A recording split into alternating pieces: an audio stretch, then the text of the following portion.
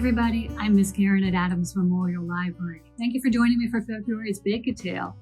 This month we're doing pie, and I have a Swedish apple pie right here. And now you might be thinking that doesn't really look like a pie, and where are the apples? Well, it is a pie. It's a kind of pie that they might make in Sweden, and it looks different because the crust is on the top and the apples are on the bottom. So you can't see them, but they're under there. And if you were here, you could smell them. It smells really good, like cinnamon and sugar and apples and all kinds of yummy pie things. So the recipe, since it's the Swedish apple pie, I brought a couple of things from home that I had that from Sweden. This little doll was made in Sweden, and she actually has a little bowl of apples herself. And this little Dala Horse, it's also from Sweden. And that's kind of what the crafts are today.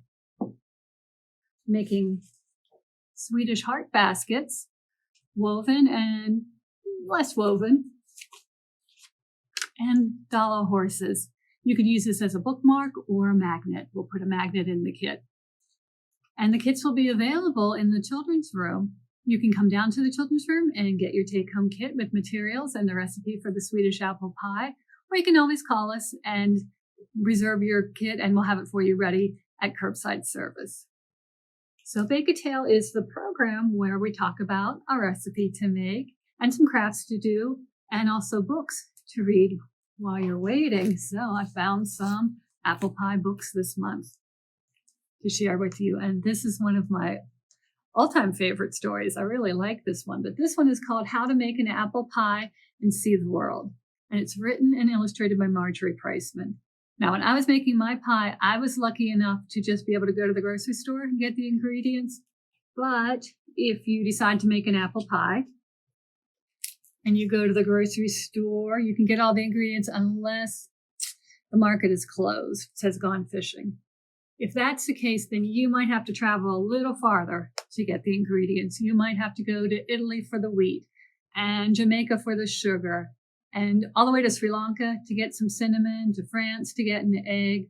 If you do that, it'll just take a little longer to make your pie, but it'll still be delicious. This is another story that I've known and loved before. It's called Pie is for Sharing. And this was written by Stephanie Parsley Ledyard, and the illustrations are by Jason Chin. And this book is about pie. Pie is great to share. Cut up slices for everybody. And then you can enjoy it outside for a picnic, inside your house, whatever you want. But there's also other things that are good to share, like trees. Everybody can share the trees. Everybody can share jump rope if you're jumping together. You can share time with your friends. You can share all kinds of things. And so this is about pie and also about all the good things in life that we can share.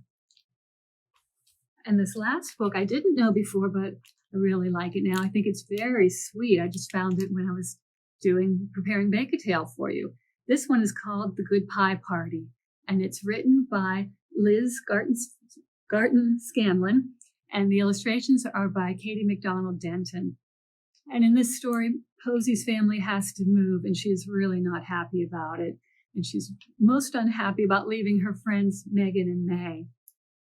So when they come over to help her pack, she's feeling so bad that she decides they need to do something to make themselves feel better, which would be baking. They always enjoy baking, so they decide to make a pie. They make an apple pie, and it's really good. It is a good pie. And then they decide that good pie is better than goodbye, so they decide they'll have a good pie party before Posey's family leaves. And so they invite all their family and friends their friends and their neighbors, and maybe family too, who live nearby, and ask them all to bring a pie. And then they have a really good pie party. Because anytime you can share pie with people you love, it's a good day. So thank you for joining me for the books, and I'll be right back to tell you about the recipe. Why I like the Swedish apple pie is because I think it's easier than other kinds of pie. Maybe we'll work our way up to that at some point, friends, where we have to roll out the pie crust. But this one, it really is pretty easy because you cut up the apples, put them in first, and then put the crust on top. Remember, whenever you're baking, make sure you're baking with an adult because baking's more fun when we do it together. Like Posey and her friends had fun baking. But it does require a hot oven, and also you have to slice up all the apples. So probably need to work together for this one. But the recipe I found was called Grammy's Swedish Apple Pie, and I thought that should be good because I think grandmother's recipes are always good. And to make it, you do need a pie pan. But first you will cut up the apples, peel them and cut them up. And unless you have one of those nifty gadgets that, you push down and it takes out the core and slice the apples automatically, then, that was the longest part for me, cutting up the apples. I used Granny Smith apples, the green ones that are a little bit more tart, and they were a pretty good size apple. And I used 5 of them to fit in this 9-inch pan. So I cut those up first. And then you mix together cinnamon and sugar and sprinkle that on top and mix it with all the apples. And I used a little bit less cinnamon and sugar than the recipe calls for, and I still thought it's pretty cinnamony. So if you're maybe not a huge fan of cinnamon, you could add a little less because you can always add more later. So you can do it to whatever you like to taste. If you want more cinnamon, add more. If you like less cinnamon, add less. But either way, it smells really good when you're getting it ready. And an adult probably needs to at least help with the slicing and coring and peeling and coring and slicing, how you would do it. But everybody can put the slices in. That was fun. First you need to grease the pan, and you can use the butter that's called for in the recipe before you melt it, or you could just spray it with cooking spray. And then just lay the apples all the way down. I kept making circles and making it higher and higher and tried to cover up the pan with apple slices. But like I said, you can't fill it too full because then there won't be room for the crust on top. So maybe, like 2/3 full. And then you mix the ingredients for the crust, and you can spread it or just kind of pat it down on top. I patted it down. And then you put it in the oven, and by the time it's almost ready, you'll be able to smell it. And it's going to smell really good, I think. I thought it made my house smell wonderful. And you can tell when it's ready when the crust on top gets all brown. And then when you take it out, you can't cut it right away. You need to leave probably at least a half an hour. Wait at least 30 minutes, because if you cut it too soon, then it'll all just fall apart. It won't come out in nice pieces. And, that could still be good, but you have to scoop it out more. If you let it cool for a while, then you'll be able to cut it into slices. And then you can enjoy with friends. Heart baskets are a traditional Swedish craft.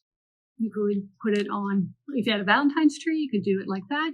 You could put it on a Christmas tree. You could just hang them up and decorate. You could fill them and give them to somebody.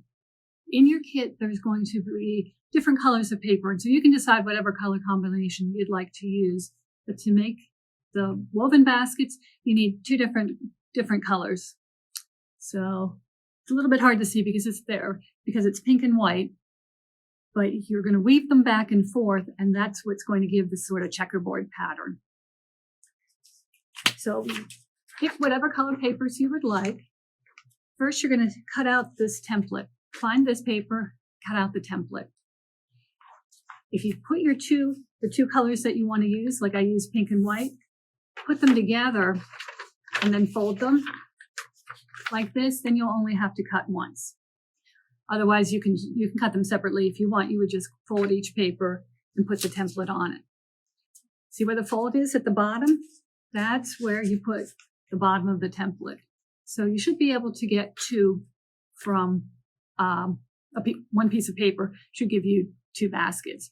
If you wanted to make your basket out of just one color, you could do it that way too. You would just need 2 pieces. So when you do this, cut around the outside, and then you'll cut up on these lines on the inside, but just to the top of the line, because if you cut all the way through, then you'll just have strips of paper. It won't work to weave it. Now, weaving, I'm not going to lie to you, friends, it's a little bit tricky. I've done this before, and it still took me about 5 times to get this right. I just kept messing it up. But the good part about it is that if it's not working, you can just unweave it and try again. The tricky part about it, I think, is that you can't just weave it in and out or under and over, you have to do it inside each strip. And I'll show you what that means. So you'll have two pieces like this, and you want them to look like this to make a heart. So since they're going to end up like this, you want to start at the top of these cuts. But if you just weave this back and forth like this, if you just I put the white one under the pink one, over the pink one, under the pink one, over the pink one. So it'll look like it's woven, but when you try to open it, it won't open. So to get it to actually open like a basket, you have to take each of these strips and go through them, not just over them. So I will take a white part and put it through the pink. And then I will take the pink part and open up the white one and put the pink through the white. And then do it again when you put the white through the pink. And then one last time, you put the pink one through the white. And it is a little bit tricky to manipulate these pieces of paper. But once you get this all done, when you have your first strip done, you put it up to the top, and then you can start the next one and do the opposite. So for this one, I would put this pink paper in the white, and then the white and the pink and the white again. So if you end up with the same 2 times in a row, then you've messed it up. You take that last row out and try it again, because you want it all to make squares. And if you do it correctly, then it will open up at the top. So, oops, looks like I already did mess this up a little bit. So I would already have to try again. But if you decide that is a little bit too much of a challenge, you're not up for that, life is stressful enough, we don't need to try that, then you can do it another way too. When this one just looks like it's woven. It's just kind of pretend woven. So you'll find the template that has 2 hearts. Miss Andrea was kind enough to draw the hearts for us. Cut those out, put it on whatever color paper you would like, and cut 2 hearts. In this case, I cut 2 red ones. And then I took a different color, in this case white, and I just cut little squares. And then I glued the squares on and made my own woven design. So you can do that if you'd like with squares. You can make bigger squares. You can just color it on. You can do it however you like. If you use squares like this, I put the squares on and made the checkerboard, and then I cut out any of the white squares that stuck out. When your 2 hearts, I did the front and the back, when the 2 hearts are all ready the way you like them, you'll glue just the bottom halves together. So put some glue on one, kind of from here to here, and then put the other one on top. And then they open this far. You could still glue a handle inside, which you would do with the woven one too. So this one might open a little bit more, but that's okay. This one will still work, and it is easier to do. So if you find this one too frustrating, you can do this one. And this way you can still put in something that's not too big. You could put stickers in. You could put a note to somebody. You could put a little Valentine, slide it right in there like that, and give it to somebody that way. So you can decide which way you want to do it. You can decide what color combinations you want to use, and then you can make your traditional or a little bit easier Swedish hearts. The Dala Horse craft, I think it's a little bit easier. It's tracing and cutting, but it's not quite as hard as the weaving one. But Dala horses are associated with Sweden. If you went to Sweden, you could buy little Dala horses there. You can find them here too. And traditionally they were red, but you can make a different color. They will come in different colors too. Originally, they started in towns in Sweden where people did a lot of furniture making out of wood. If they had extra pieces of wood left over, they would carve little horses for children to play with. And so they'd carve them and paint them, give them to the kids, and eventually really caught on, and other people liked doing them too, and now people can just collect them or play with them. So to make your Dala horse, there will be a picture in your kit to give you some inspiration. This one, the people who did this craft were actually made this out of felt. If you get really inspired, you feel free to make yours into a stuffed felt ornament. You can do that. I just made mine out of paper because I wasn't quite that that ambitious. But there'll be a template like this in your kit too. So you can cut out the horse shape to make the outside of your horse and color that on whatever, cut that and trace it and cut it on whatever color you would like, red or another color in the kit, or some other paper you have at home if you'd like. And then if you want to do it like this with the saddle and with flowers, you can cut out all these individual pieces and you can see where they fit on here. So this is the saddle, this is the flower up here. You'll be able to see from the template. I cut those out, traced those and cut them on different colors of paper. And then I glued them on, and then I decorated a little bit more with a black pen. And if you do this, if you would like your horse to be a little sturdier, you could draw the template again on cardstock or piece of thin cardboard and glue your paper onto that. Or you can just leave it like this. And once you have it done, you can use it as a bookmark, or we will, don't know what I did with it. We will give you a magnet. It's a little round magnet, which I've just lost, but it's here somewhere. So we'll give you a magnet in the kit. And if you would like to make your Dala Horse into a magnet, you can do that too. I would just put the magnet, attach it on the back about here. And if it's just made of paper, one magnet should be enough to hold it up and use it as a decoration that way. So it can be up to you, whatever you would like to do with your Dala Horse. So thank you very much for watching. And as I said at the beginning, you can come to the children's room and pick up a kit, or you can call us and we'll reserve it for you, and you can pick it up through curbside service. And I hope you'll check out the books. I hope you'll be able to make this recipe. You can let me know how it goes. If you like the Swedish apple pie, you can come into the children's room and tell me, or you can always email at kids@adamslib.org. And I will see you next month, friends, and we'll bake something else. Happy baking, everybody. Bye. Thank you.